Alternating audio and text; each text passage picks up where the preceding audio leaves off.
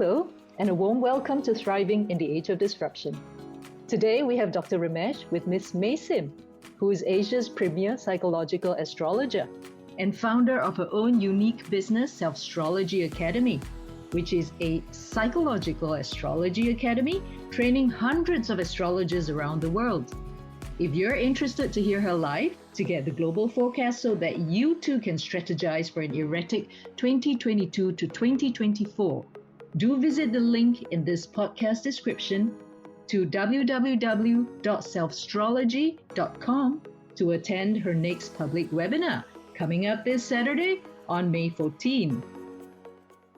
Welcome, May, to this Thriving in the Age of Disruption podcast series. We're excited to have you because you're going to bring a fresh new perspective. We want to give our listeners an alternative or a fresh perspective to life. And life today is one which is full of disruption. The first question that I have for you is to share a little bit about yourself growing up. I grew up in Singapore, and apart from the fact that I didn't come from a particularly wealthy family, I don't think I've had a difficult life. For the most part, I would say I've been very lucky with a good family. I've got good parents. I went to many of the good schools here in Singapore. So the funny thing is, with this kind of background, it's even more unusual for somebody to go into an entrepreneurship journey and of all things to be an astrologer. In terms of looking at disruption, I also feel that because of the nature of how peaceful life is, and the truth is, if you come from a good background, all the more you have a much better foundation to go into business.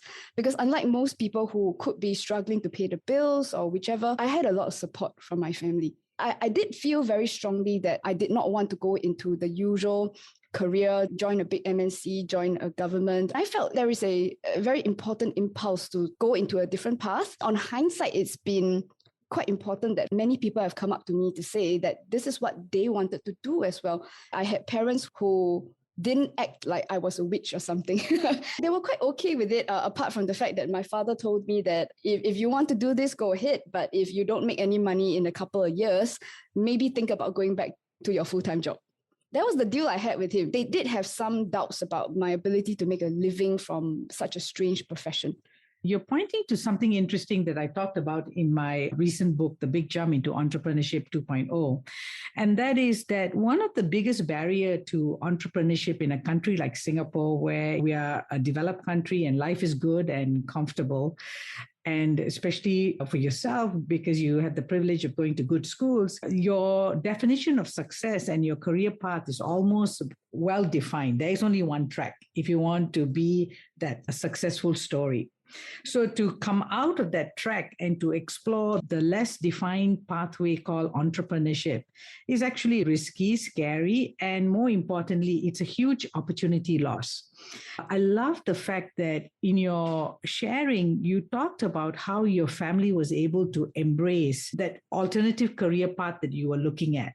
You bring up a few points. The first is when you talked about how this kind of background in Singapore doesn't usually lead somebody into an entrepreneurship path. My journey has been described by a lot of people as being like a sacrifice, or I didn't get to be in a big career. I haven't seen this to be a sacrifice at all. I remember once going to an event and someone asking me, what would you do if you didn't have to work anymore?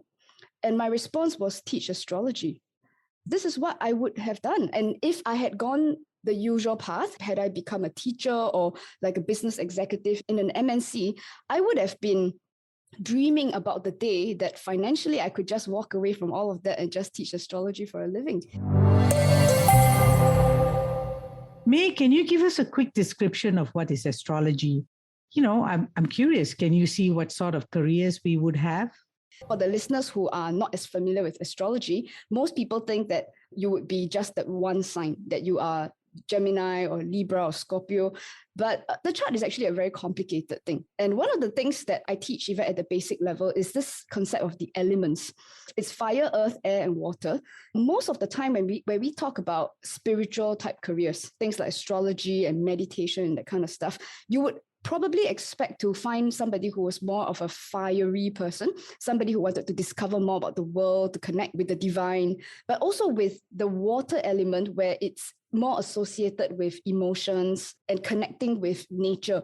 The funny thing is I'm actually an earth dominant. You would associate earth people more with the business world, somebody who's able to put lots of zeros on a contract and to build buildings. But I see things in a very different way, because when I chose this career path, I was never intending to be like a new age, very strange person and talk about things that most people wouldn't understand.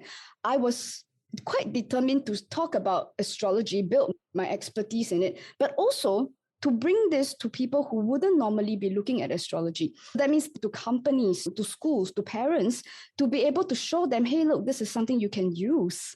And in that sense, I've brought perhaps a bit of an unusual perspective to astrology. I'm not so interested in having people connect with goddesses or just to see the wonder of astrology, but I'm a practical person and I want people to use it to contribute better in their careers, make better use of their life. So astrology, from how you've described it, is definitely transformational because it gives people an alternative to looking at their life from a new perspective. And what I wanted to ask you was, how do people access you and get to know about your services? The majority of my customers and the people who get to know about us do so via YouTube. It's a great platform where people can get to know your perspectives and also to tell stories about how people can apply what you have taught them.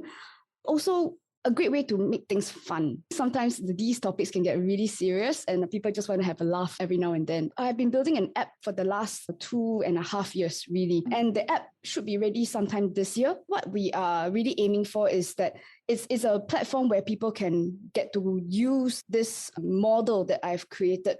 Because otherwise, astrology is a really esoteric topic that most people won't understand. Or if you went and asked somebody about their charts, they would just look at you blankly because they have no idea what exactly is on it. The app is a great way for me to download what I would have interpreted for people on their charts anyway. It's an automated system, but that's how we use technology to create scale for what we are trying to achieve, rather than me having to do it for each person one by one. I wanted to also shout out that you were able to do that because you actually invented a very cool profiling tool. You clustered people into 25 different categories.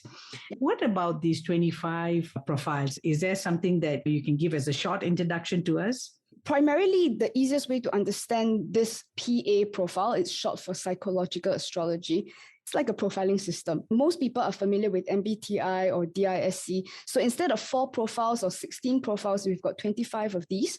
Unlike the other profiling systems where you are just one type. So you're not just an ENTJ, but with profiling, with this psychological astrology, a person isn't just one profile. I found that an average person will trigger between 9 to 19 profiles, but it also explains why an average person can have very different attitudes to different things. We've all seen this, like somebody who is a very powerful, dominating force in the corporate room, in the boardroom, but then gets his children climbing all over him at home. So is he a tyrant or is he a pushover? It also explains why some very, very successful women go to pieces when they're on the first date. They can be eloquent with the United Nations, but have no idea what to say to a man that they're very attracted to. This explains a lot of things. And there's a lot of frustration in professionals. There are financial professionals who can sort out the finances of all their customers, but can mess up their own finances and they don't know why. As a diagnostic tool, it's great because for a lot of intelligent people, when you try to apply the usual kind of frameworks to identifying problems, sometimes things just fall right through the cracks because there are psychological reasons why people are unable to do things. And we all understand this as emotional reasons or something at the back of your mind. For many of our students, what's very groundbreaking for them is to be able to put English words, to be able to say in human language, what is that really strange feeling that you've got in there when you have to say yes, but you just cannot bring yourself to say yes. Everything screams, say yes. But in your heart, there is this fear. And this is also the reason why you have people saying that I got face to face with my dream. I knew that if I just said yes, I could get everything I want.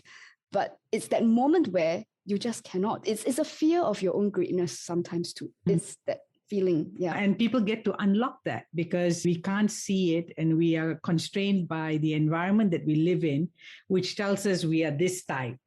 But with this new self-awareness that they get from the profiling, they can actually now trust a new path. I love the fact that you've actually used psychological astrology and you combine the two. And it's a new way of coaching people, mentoring people. There's a science to it and there's an art to it. I'm trying to use this to highlight a few other things about the world as well. A good example would be if you were in any kind of career, most parents would say that getting a promotion was a good thing. If you started out as a bartender, usually it's not uncommon in most societies to be, oh, the bartender, he's not very high up or he doesn't get a very high salary. And if you got promoted to being, say, the restaurant manager, then your mother would be a lot prouder of you. That would be the conventional idea. But you see, for most bartenders, there are certain skill sets that they're really good at. They can talk to anyone, and they might love the creative side of creating a drink for somebody who's walked in and doesn't look like he's having a good day. But when you promote a bartender to become the bar manager, now he's looking at Excel sheets. He's hiding in the back room right now, answering emails from angry customers and having to deal with the board. And he doesn't get to talk to the customers anymore. There's nothing creative about his work. He doesn't even get to touch the drinks anymore. For a lot of people, they accept promotions because the conventional wisdom is that you've now improved yourself or that you've gotten a higher salary, a higher status, but not realizing afterwards why you are so miserable in your job, because then you're not using the skills that are intrinsic to you. One of the beautiful things about PA or psychological astrology is going in the face of what most of us think is the norm. I've seen so many people realizing that they've got options here, that it's quite possible for somebody to refuse a promotion because it means that I get to continue doing what I do best. And knowing that you are taking responsibility for the decisions that we make as adults. If I'm willing to live with that less salary, or give up the opportunity to move up, it's fine because I'm doing what I love, which is to be at the bar, serving the drinks to my customers and chatting them up, right? In fact, I would challenge that sometimes it's that wonderful bartender who is such a good host who actually is the reason for the success of the bar. And I'm even challenging the fact of why is he earning less than the bar manager sometimes? Oh, I love where you're going with this. So you're saying that if I'm a restaurateur who owns the bar, I may want to now look at different KPIs and different ways to remunerate people because the stickiness for the bar is actually coming from the bartender who's serving the customer, the frontline person, not the person who is doing all that so-called management and leadership functions. Yeah. And this is why it's amazing because especially as we start to get very high level people taking an interest in this tool, we are starting to get leaders to rethink the way we determine whether someone's doing a good job or not. If you look at most companies, KPIs, as you mentioned, Ramesh, it's so square. It's all about, how many emails have you sent or how many business deals have you brought in? But without any KPIs that measure, for example, the level of the relationship that someone has been able to build with their customers, which for most of us as experienced entrepreneurs know is much more valuable than having 100 new customers sometimes. It's just not being measured. And there's just no way of being able to reward people for having skills and to contribute in ways that are not measured by conventional standards.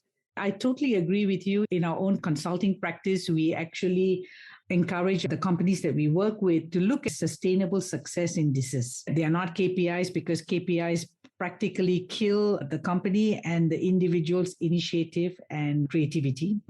The company doesn't grow anyway because someone who is doing something in marketing may actually be counterproductive to someone else in accounting. But because it's a KPI, we are all doing our part, but it's never the whole that we're looking at. Western astrology has really updated itself because people nowadays, they don't want to go to an astrologer as a fortune teller.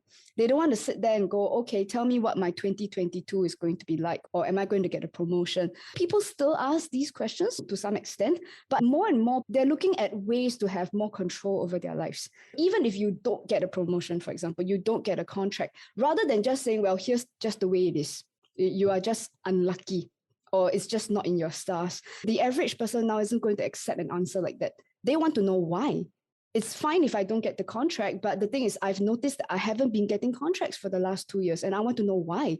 And when a person asks that question, it means that they want to fix something. Is it something that you've said? Is it the way that you have presented your business just is distasteful, for example, to the customers for whatever reason, and people want to know so that they can take responsibility for their lives.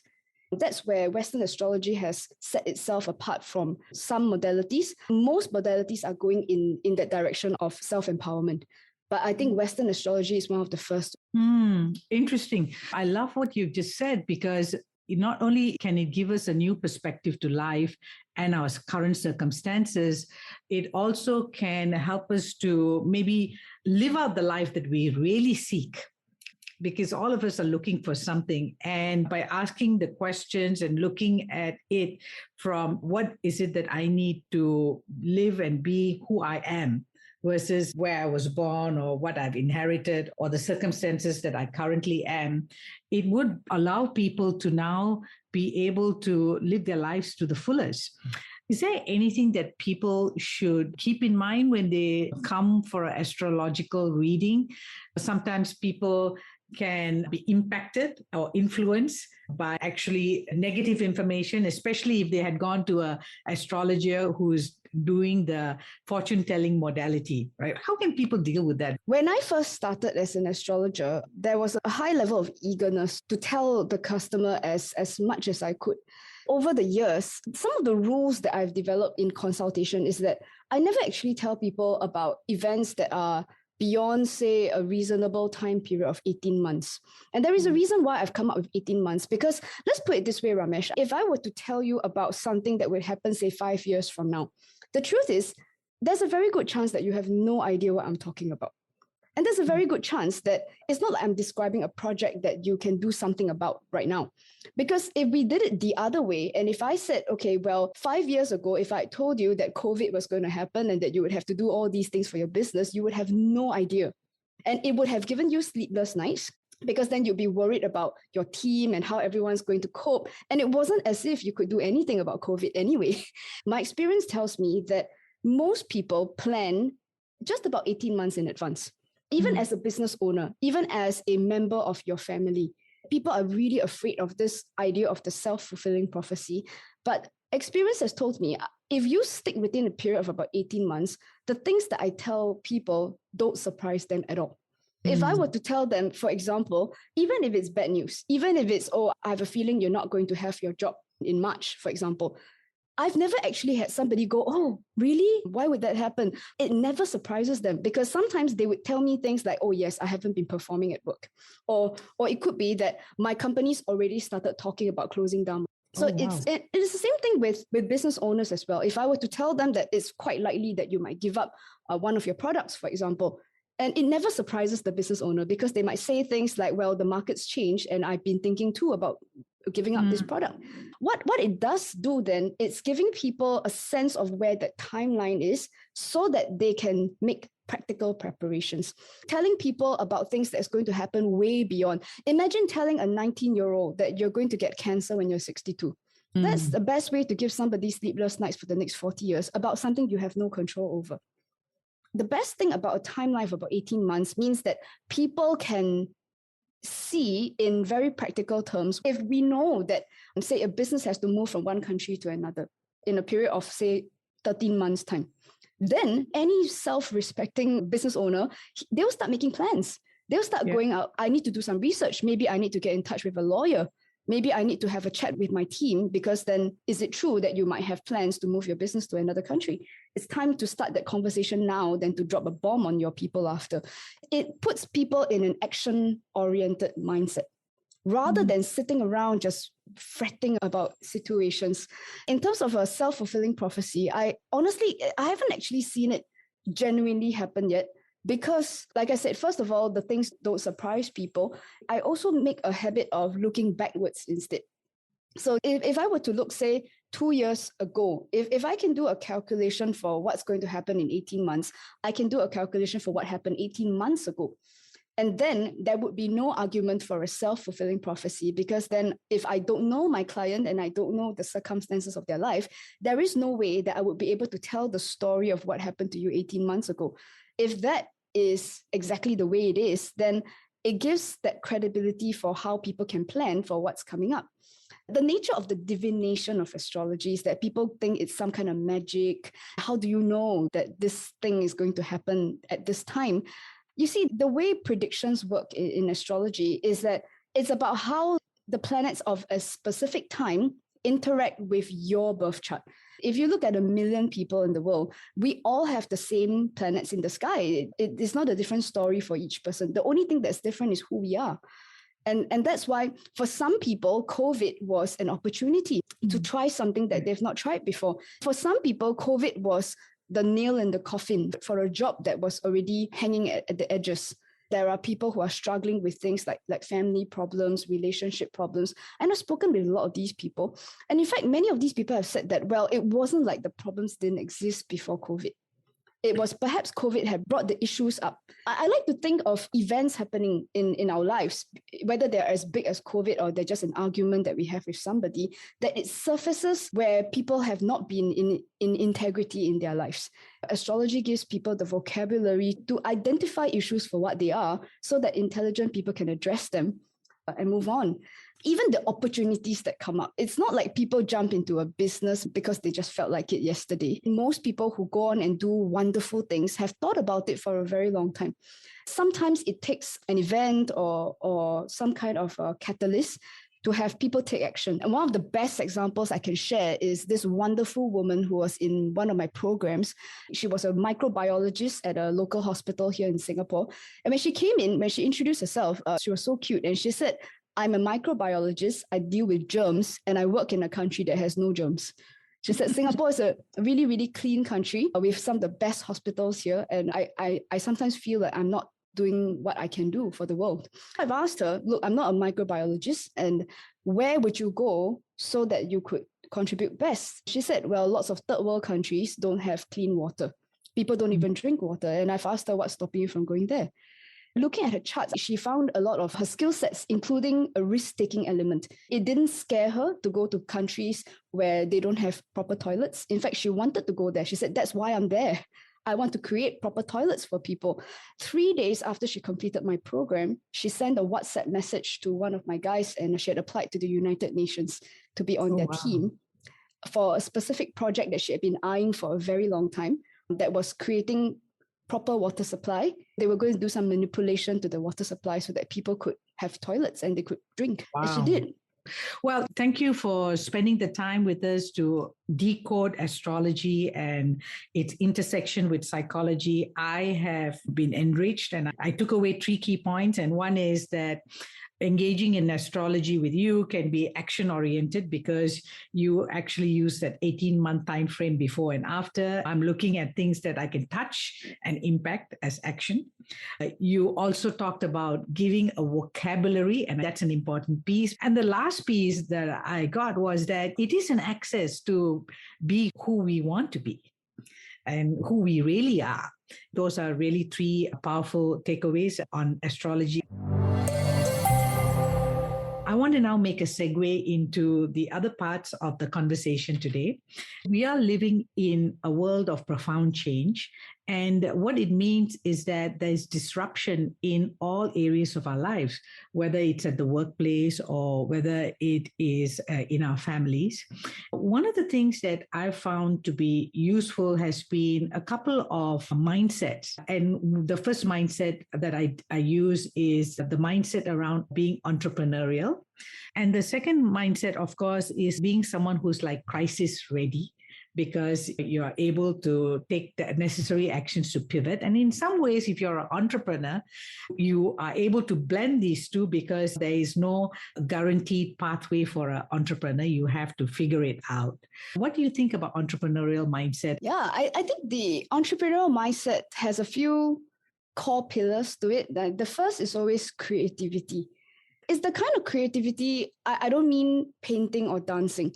I'm talking about being able to be resourceful. And another big pillar about entrepreneurship is solving problems. That it's not just a career and it's not just a way of making a living. It's seeing what problems there are in the world and then getting together whatever resources by any means just to make it happen. This is one of the real reasons why I totally agree here about entrepreneurship being the solution to disruption that's happening in the world right now. There's too much of this waiting around and maybe somebody else will come up with that solution. People do need to take action. Entrepreneurship fundamentally is about generating ideas to solve a problem and to manage the risk. And if you had to use one word, it's about being resourceful. Everyone can be resourceful in life. And that's a core skill set, especially for this new world that we all live in. So I guess the astrology school would be your first business. How did you make the leap? If I recollect, you were someone who was very successful at work, very young, at 24. So share a little bit about that journey, your early career, and why you left and started your own business. When I first joined this safety company, I was part of a safety consultancy. I was employee 001.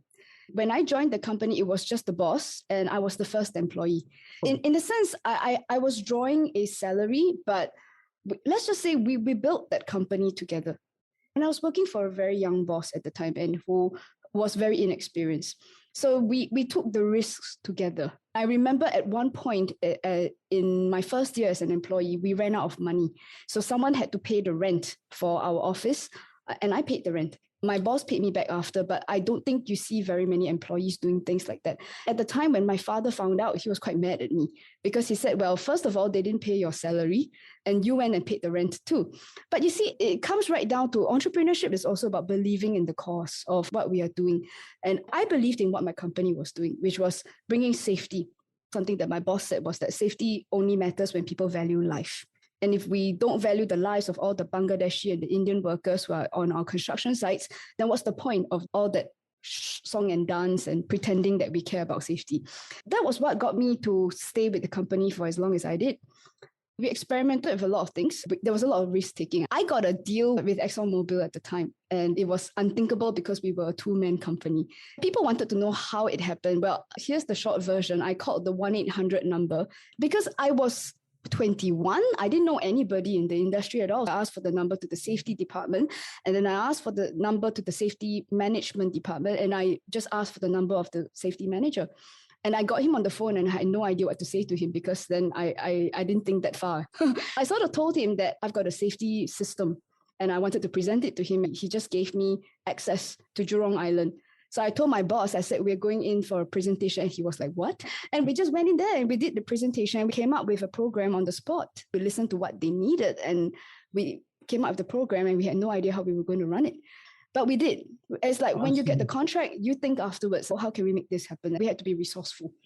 So we needed frameworks, we needed equipment, none of which we had the money to pay for. You just find the money to pay for it and one contract led to another. So you get ExxonMobil in the back and before it you have Shell Chemicals, you've got Shell Petroleum, and that was how the company grew. Even as an employee, one of the things that I was very lucky to have experienced was working in a very, very small company. Like with most people, I think they join a large organization where you are one person in one department. But if you join the accounts department, you really only get to see what happens in the accounts department, but you never actually get to see what happens in operations or in management. One of the advantages of joining a terribly small SME is that you see everything. And the advantages of building from the bottom also meant that while most people think that I was very brave to start my own company, but I had seen how somebody can build from a two-man company to having a 3-story building of their own. I had a lot of admiration for how my boss did it. Wow, that's really great. And I'm glad that you brought this up today because the entrepreneurial mindset can be applied in any situation, even if you work for another person as an employee. You've just described the whole process of going to work in a startup, which was also a very, very small company. And because your boss was open enough to allowing you to contribute almost equally, growing that business. So yes, you've had that experience when you started your own astrology school. It was not as daunting. There must have been something more intrinsic that had you look at, why do I want to go out and start my own business, my own journey? It sounds weird. It started going a bit downhill once we became very successful because what I experienced was that the contracts got bigger, the clients got more and more illustrious, but it also meant that I got further and further away from the action. It got to a point where I was the person who put zeros on a contract, but I was never really at the site.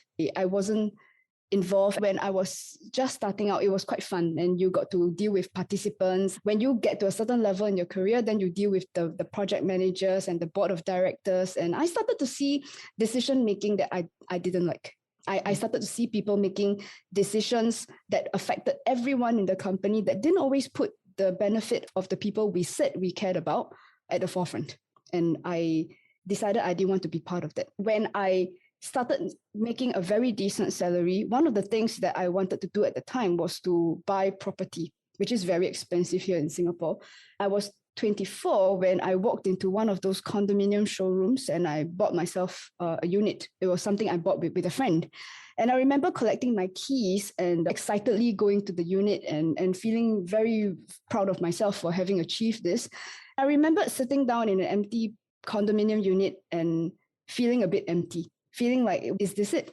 Because if I were to extrapolate into my future and I was doing well in my career, so what could I expect more would be more of such properties, and I suppose putting a lot of tenants in there and collecting lots of rent. And I didn't think it was something that I looked forward to. In that moment, I just realized how empty it all was. I didn't quit my job immediately after that. I stuck on for a while, but it became quite clear that I wanted a new career that would allow me to deal with real people, real issues. And I also realized in that moment that I didn't really care whether I became a multi-millionaire or not. Yeah, it didn't matter. I needed one roof over my head, and that's all I needed. I didn't need the extra. That's really great. This is something that I'm also familiar with when I did the same with my technology company, where we grew it and raised money. Sometimes as you go higher and you see more success, that's when it starts to be a downhill. That's number one. Number two is that when you got to see the inner workings of corporate world and the inner workings of how decisions are made, and how in reality that on the one hand we say safety is important, lives matter, but at the end of the day it's all about business, and that it's really so inconsistent. What do you do when your values are jolted because safety touches every single human being? The third piece that you described when you had your first property and you were sitting in there, right? And how that empty house in some ways also foretold that emptiness with all that material success. It is really courageous to be able to find another way to express your passion in the world, to work with real people on their real issues, and to say that what matters to me is not so important because the basics are handled. And how many roofs do I need over my head? It sounds very noble when you put it this way, but I do want to have a disclaimer that there were times when I started my business, and as start from scratch entrepreneur will know that in your first year, there are times when not very much money comes in. And I remember sitting in a rented office, just a room that didn't even have a proper ceiling. And I remember sitting there in the dark one day and just wondering how stupid I've been. Like I've just walked away from a very fancy place in a nice company. Why give it up to sit all alone in the dark in a tiny little room where I've just been seeing astrology clients? Why do that? There were times when I did think I was very stupid for having given it up. And there were times where I did think that maybe I should just go back, because it wasn't like I wouldn't be hired back. You keep on to it because you don't want to give yourself a back door. And that's something that's very, very important. When you leave, the idea is you don't want to think about the potential for failure, because to me, when it comes to business, there is no such thing as failure, really. There is a downtime, and then there is a way of getting out of it. That's where the resourcefulness comes in. Because then you want to look at the problems behind the business and then deal with it. And it's a story every entrepreneur can resonate with. Totally. You're pointing to a very important piece, that there are the ups and downs. You're also pointing to something very important. What do you do when it's a down period? It comes back to what was the reason for starting your business in the first place. Because then if it was money, it would have been easier to just stay in my job, right? If you want to do this and knowing the risk and the financial sacrifice, it's got to count for something. And what would be the outcome? Like I said, entrepreneurs are result-oriented. Me giving up would mean that there would be no marginal benefit to this anymore. Taking a spiritual or divine view to this, sometimes when you're at the lowest and then you get a WhatsApp and somebody's just asked, can I book an appointment? You just pull yourself together to reply them and say, well, I'm available on Tuesday at 3 p.m. So there's that next client. And then somebody comes in and say, well, thank you. This has really helped me. And it keeps you going for another 5 clients. And then it keeps you going for another 15. There are days when you wake up and you feel terrible, but then you go off to work and then you're in your element and you forget that you're not feeling well sometimes. It's just like that. It's just getting on with it, really. It's not romantic, but it's the real solution to all these problems. You may want to consider that whatever that you are doing is connected to your life purpose. And that's what has you get up and continue and be happy and excited, irrespective of the zeros that you have in your bank balance, right? Because it serves your life. It fulfills you. That's an important piece for entrepreneurs to actually discover, because if they went in to start a business thinking that it was all a hunky-dory and they were going to make millions, then they're in for a rude shock. You have to keep adapting, pivoting, and self-motivating yourself throughout that journey, because it's the freedom that you get being an entrepreneur.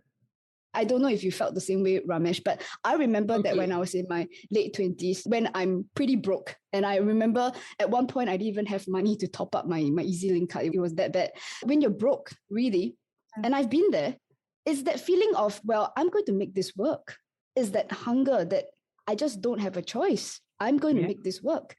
It's that moment where the entrepreneur knows that they're not giving their business up ever. It's that moment. If you don't have that moment, it's like that conviction just isn't there. Yeah. So well said. Thank you, May. So now I'm going to move to another topic, which is about spirituality. Can you share a little bit about your spiritual journey? And what do you think is spirituality? When I first started as an astrologer, I was so new to this industry of spirituality. I attended a lot of classes. I learned about meditation, tarot cards, essential oils. I wanted to explore everything. Over time, I've sort of realized that spirituality doesn't necessarily refer to the activities that we do. I think spirituality is down to a perspective of life. If we think of spirituality as detaching ourselves from a lot of these material concerns of life, I like to think of astrology as being like a blueprint for what your soul has chosen. Because a lot of people have asked me, how do you justify positions of planets describing how we are as people? I like to think of it as some kind of a language. I don't have any illusions about like energies from the planets, and I'm not that kind of astrologer. But I like to think of it as a language, and the plotting of the planets tells a story. I like to believe that as souls, we choose what challenges to take up in this life. But the chart beautifully also describes the resources that we have. Some people speak really well. Some people are very good with drawing or music, or they're fantastic cooks, for example. So it's about having people recognize that here's the hand of cards that you've been dealt with when you were born, and how you want to play the game. That's the real conversation. And that spirituality is in recognizing that this is what I have and here's what I don't have, but we're not going to focus on that because, like you said, it's about the resourcefulness to make up for what we don't have, because nobody gets born with everything. So here's where I have a bit of a controversial opinion, is that one problem that I see with spirituality, there's a resurgence of mindfulness and people going for yoga or feeling like they have to eat vegetarian food or be vegan or whatever. There's a lot of focus on the activity, that if I do these 10 things, I'm spiritual. And I haven't seen that happen, because then these people are still stuck in jobs that they don't like, or they still feel like they have to pay top dollar for the best yoga class. I'm sorry if this offends some people, but I don't see this as being spiritual necessarily. A lot of this spirituality has become very egoistic. It's all about me and whether I'm getting the help that I need. And they think that if they go to a spiritual practitioner of some sort, that it will cure me of my depression, or can you make my life better? And I don't think that's what spirituality is about. I mean, spirituality, as far as I can see, looking into the charts, is about a person's resources, what you were born with. This thing about a purpose, we talk about life purpose a lot. Even if I were to pick up a cup like this, a cup has a purpose. It's to serve some kind of function. It's got to hold water, because the day it doesn't hold water anymore, it no longer has a purpose. And the purpose doesn't serve the cup. It serves whoever else is benefiting from the cup. One of the things that people haven't figured out about life purpose is it's not about you. It's not about what you were meant to do or, oh, I'm awesome, I'm some great motivator. A life purpose is how useful you are to other people. If you're not doing anything that's useful for other people, then you don't have a purpose. You could expire in the next 5 minutes. It's possible that no one might notice because you don't serve a purpose to anybody. This self-centeredness is one of the things that I have been rather concerned about with this resurgence of spirituality in the world. And lots of people asking, what's my life purpose? I usually turn it around by asking them, well, what are you capable of doing and who can you benefit? Because that's how you find a purpose. I really love you contextualizing this whole superficial relationship that people have now to spirituality, where they think it's an inward journey about myself, right? And who I am. But forget to then connect with the fact that they are part of this universal system. This thing, who I am, is also one with the rest of the world. And what is the collective consciousness? That word collective consciousness is missing in the world. And thank you for really saying it in a very simple and straightforward way for our listeners. I totally agree with you. And thank you, as usual, for being so candid. The next question is, can we live a simple life? Is that possible going forward in the next 10 years? The real answer to that is, I don't think people are going to have a choice. If you're looking at what's happening in the world right now with supply chains and the wars and all the other stuff, climate change, dealing with the realities of shortages that are going to happen in the world, I don't think anybody's going to be able to get away from it. So living a simple life, just to put it in context, is that A, we're not going to have a choice. And the second thing is also that if the COVID pandemic has done anything good for humanity, it's also proving to people that you can have a simple life. That lots of people have not been to their fancy offices in the last 2 years. You haven't had places to wear your fancy clothes to for a long time. Many people have been working on Zoom, and people really can only see you from chest upwards anyway. So who cares about your shoes anyway? For the people who are willing to see the message, what we have all gone through in the last 2 years has convinced people that you absolutely can live a life that's simple. It also challenges people to realize how much you can do, even if you are not necessarily out there in a fancy car. And there's so much that people can do with very authentic conversations. And if you do leave your house to do something, what the governments call essential services, you're only starting to realize that you don't actually have to leave your house unless you're doing something that benefits humanity. Yeah. So in terms of living a simple life, for the people who can see the message, they should have gotten it loud and clear in the last 2 years.